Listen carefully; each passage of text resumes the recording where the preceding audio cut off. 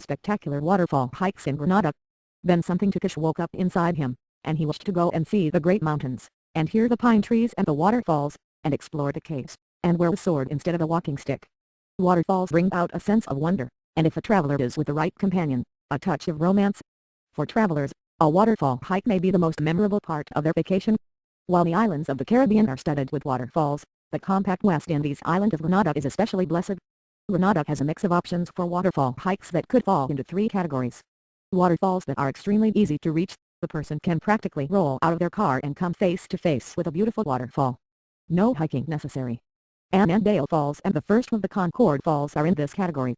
Waterfalls only a light hike away. Hikers won't have to call on their inner Indiana Jones to reach these falls, although chances are there will be a few wet spots to hike through, and a steep spot or two. Seven Sisters Waterfalls is the perfect representative of this type. Falls that are harder to reach and present a challenge for travelers who've been avoiding the gym, and who are easily daunted by rough and steep trails. Of course, the reward is relative seclusion, since these waterfalls take an extra measure of effort. It's best to contact a guide to learn about accessing these falls, which include those further upstream in the Seven Sisters group.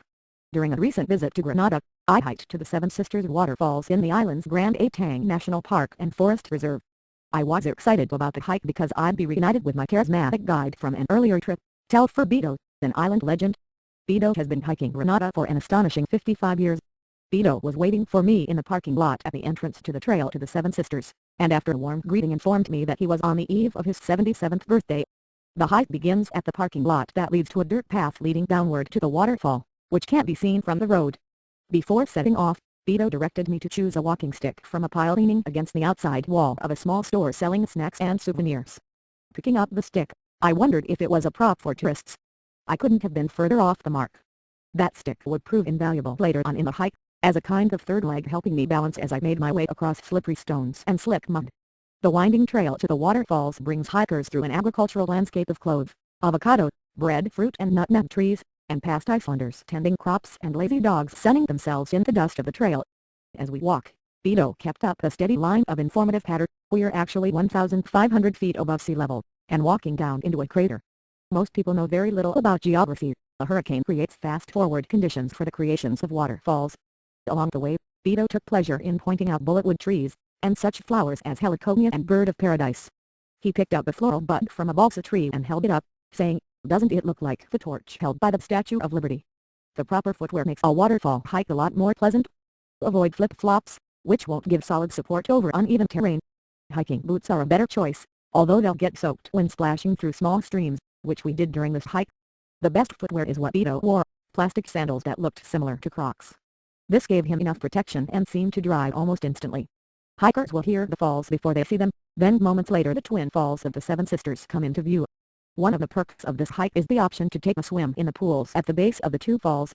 If hikers plan on taking a dip, they may want to wear their bathing suits under their shorts and t-shirts, since there are no changing facilities at the falls.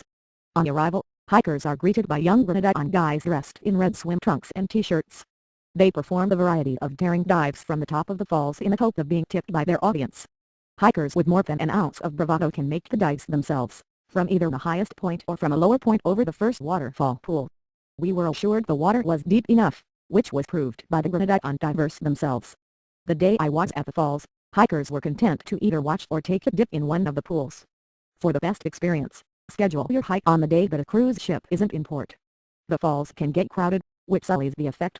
There was one change I saw that didn't thrill me. I'd made this hike 12 years before, and this time around they'd added the zeppelin. I suppose this is progress of a sort, but I couldn't help wishing they built it somewhere else. On the hike back to the road it's uphill much of the way, so it takes a bit more steam. The effort adds up to a good workout. Once we reached the parking lot, the cold beers I shared with Beto tasted all the better, as he told me about his library of 300 books, most dealing with maritime adventures. Later in my island visit, I stopped in at Annandale Falls, which is only a short walk from the parking lot along a cement walkway. There's a viewing platform overlooking the falls and a pool below, where people can swim or watch red-clad divers do their stunts. The Concord Waterfalls comprises 3 waterfalls on the western side of the island. The first of the falls can easily be reached via car, while accessing the second and more impressive falls requires a 45-minute hike. The third falls, which passes through nutmeg plantation, is even further in. The upside of the extra effort is these falls will be much more secluded than those easily reached via the road.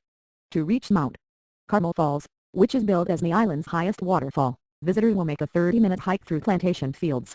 It's highly recommended to use a Grenada guide for hikes into the rainforest or mountains. There are tales of groups of travelers thinking they knew their way around, only having to be rescued by soldiers, often after spending a night in the rainforest. In addition to Beto, there are numerous tour operators offering waterfalls hikes. Two established operators include Ambassador Tours 473 at ambassadortours@gmail.com and Mundu Tours at grenadatours.com. Getting in touch with Beto is old school since he doesn't use the internet. You'll have to reach him by phone at area code 473-442-600. Time is catching up with Beto, so he's transferring from guiding taxing waterfall hikes to conducting more gentle coastal and plantation hikes. Beto is a fascinating character and isn't shy about sharing his life story, which includes everything from transferring recalcitrant cattle island to island via sailboat, to building his own house and furniture in his mountaintop home, where wild birds are his only pets. Facebook, Twitter, Google+, linking the Caribbean's most beautiful waterfalls. Full screen whichever trail a traveler chooses, once they dive.